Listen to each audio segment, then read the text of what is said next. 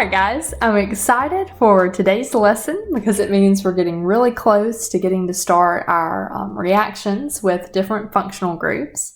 And so today's lesson is kind of in preparation of that, and it's going to teach you kind of two important questions that you need to be able to both ask and answer as you're working through different organic reactions. And a big thank you to masterorganicchemistry.com for kind of providing the framework kind of for this lesson. They have a really good article on it at the link if you want to check that out. And so our learning targets today kind of focus on those skills that we need to answer the questions. Is one, we want to be able to identify which bonds are formed and which bonds are broken within an organic reaction. We also want to be able to identify electron-rich and electron-deficient regions. Deficient just means that they're lacking electrons. Then we also want to be able to predict how the electrons will flow from electron-rich to electron-deficient regions using kind of the curved arrow notation. All right, so our two main questions that we're going to focus on are what bonds are formed, what bonds are broken, and then number two, where are the electron-rich and electron-deficient regions. And the way we're going to practice is just kind of by doing some examples. And so I'm going to color code as we go along. And so I'm going to make the bonds that are formed, I'll kind of do that in green. The bonds that are broken, I'll do that by placing a red X kind of over those bonds. The electron-rich regions, I'm going to color code blue. And then the electron-deficient regions, I'll color code yellow. All right, so let's practice answering that first question, what bonds are formed, what bonds are broken?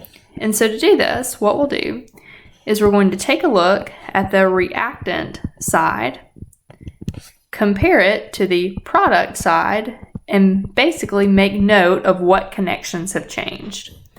Now, the chemical that you see over the yield arrow is typically going to be considered as a part of the reactants, okay? All right, so it looks like as we pass from reactants to products, we have a brand new bond between carbon 2 and carbon 3. So I'm going to circle that kind of as one of our new bonds that's been formed. And I also note that the oxygen that's attached to carbon 3 has a brand new bond to a hydrogen. All right. But now, where those new bonds have formed, it also looks like some bonds have been broken. That oxygen no longer has a double bond, so one of those double bonds must have been broken. And additionally, if we look at carbon 2, it only has a bond to two hydrogens, while in this starting structure, it has a bond to three different hydrogens. So that means that one of those bonds to hydrogens must have been broken at some point, during the reaction. Okay? And so if you'll note kind of a pattern, the bonds that we're marking as broken are typically on the reactant side. The bonds that we're marking as formed are typically on the product side. Okay? So now let's see if we can go on to question 2 and answer where are the electron-rich and electron-deficient regions. So I'm kind of going to list out for you, what are some examples of electron-rich versus electron-deficient. So for electron-rich regions, this is just where you have kind of extra electron density. So this could be a lone pair. It could be a pi bond, like you would have in a double bond or triple bond. It could be a negative formal charge. And it could also be a partial negative charge that results from differences in electronegativities. Now for electron-deficient regions, that can look like either a positive formal charge, so it's like a full positive, or it could be a partial positive charge, again, that results when you have two atoms connected with different electronegativities. All right. And as you kind of get more accustomed to the molecules and their structure, this second question will start to answer itself a lot more easily. Okay, so let's start. So it looks like in my reactants, my oxygens have some lone pairs, which are kind of extra electron regions. Now also, because they're attached to carbon, which is less electronegative, the oxygens will also take on a partial negative charge. Now what that means on the flip side is the carbon will have a partial positive charge. And so this will be considered an electron-deficient region. And speaking of patterns, this is one that you'll start to see a lot, that when you have an oxygen double bonded to a carbon, that top is going to be partially negative and that bottom will be partially positive. And that's called a carbonyl. And so we'll see that pattern a lot. We also have in our reactants kind of some full formal charges. So we have this negative charge on the hydroxide and the positive charge on the sodium. So those are coming from that ionic compound kind of breaking apart. All right, and there we go. And really what we're looking for when we're labeling that is we're kind of looking to label the reactants, because that playoff kind of between electron-rich and trying to satisfy electron-deficient will kind of determine how the reaction proceeds. Okay, let's go to our second example and do the same thing again. So first, let's ask the question, what bonds are formed? What bonds are broken? So if we look at carbon 2, I see that a new bond has been formed between carbon and the bromine in hydrobromic acid. But I also notice that the double bond between carbon 1 and carbon 2 has been broken. Okay. And what that also means is for the bromine to have been added, it would have had to have broken that bond, quote, with its hydrogen. All right.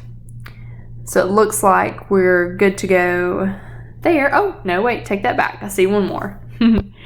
If we look at carbon 1, notice in the reactant side, it only has 2 hydrogens, but in the product side, it has 3 hydrogens. So one of those hydrogen bonds is going to be brand new as well. There we go. So 2 bonds broken, and it looks like 2 bonds have been formed.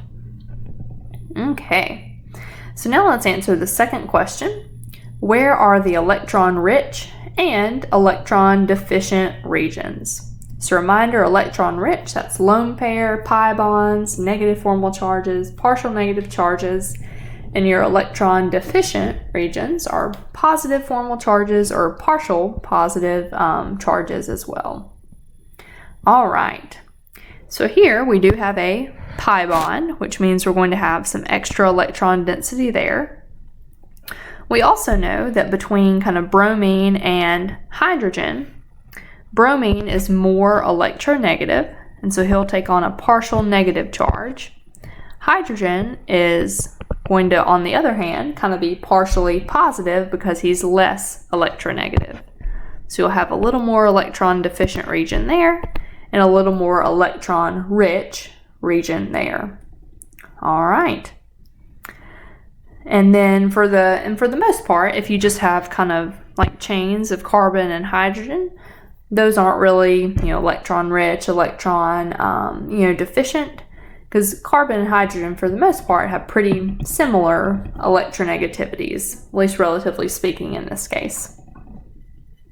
Okay, so now let me kind of intro you into your practice problems. These practice problems you'll be completing on your interactive worksheet, and it'll kind of have some different little tools that you can drag and drop to kind of label the bonds and the electron, regions.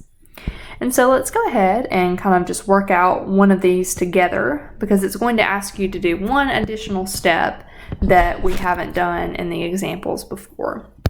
So the first 2 steps are the same though. Identify which bonds are formed and which bonds are broken. Note the electron-rich and the electron-deficient regions. Then this last part is the new one. It says use an arrow to show your prediction of the electron flow that was used to create the products. All right, so let's start off with our bonds formed and bonds broken. So it looks like in the products, we have a new bond between sulfur and sodium, while in the reactants, it was a bond between sulfur and hydrogen. So we've broken the sulfur and hydrogen bond, and we formed a new bond between sulfur and sodium. Okay, the rest of that molecule looks the same. Carbons 1, 2, and 3 still have all their hydrogens. But it looks like we've made a brand new bond to form water. So that OH hydroxide ion has bonded with a hydrogen to form H2O or water. Okay. So now let's go ahead and label our electron-rich and electron-deficient regions in our reactants. So in the sodium hydroxide, I see that negative formal charge on the hydroxide, so that's electron-rich. See the positive charge on the sodium, which is electron-deficient. The sulfur here has some lone pairs. Those are going to be electron-rich regions as well. Okay. So now we have to do that last step, which is to use an arrow to predict the electron flow. Now, the electrons will flow from the electron-rich regions to the electron-deficient regions. So they go from where they're present to where they're needed. Okay? And so the way you're going to trace this is kind of based on that knowledge. Rich flows to deficient. But then you also want the flow to kind of match the new bonds that are made within the products. So here we have a new bond being formed between sulfur and sodium. So we want to look and see, okay, how can we make a bond or connect those two atoms? So sulfur is electron-rich, while sodium is electron-deficient. So we could draw in a flow of electrons from rich to deficient, and that could account for the new sulfur-sodium bond. Then we also have a bond that's being formed between the hydroxide and the hydrogen. Hydroxide is electron-rich, and so it could flow toward the hydrogen that's electron-deficient. And that's one thing, that's my apologies, I forgot to mark as well. Because sulfur is more electronegative than hydrogen, it will have a partial negative charge. And since hydrogen is less electronegative, it will have a partial positive charge. So that does match the electron-rich to electron-deficient sort of pattern. All right, and so that accounts for all our bonds, and we're illustrating that electron, quote, flow, with our arrows. Okay, so at this point, you can go ahead and go to the interactive practice problem page, and it'll give you some of these tools that you can use to drag and create your answer. And again, just let me know if you have any questions, and I'll be glad to help out.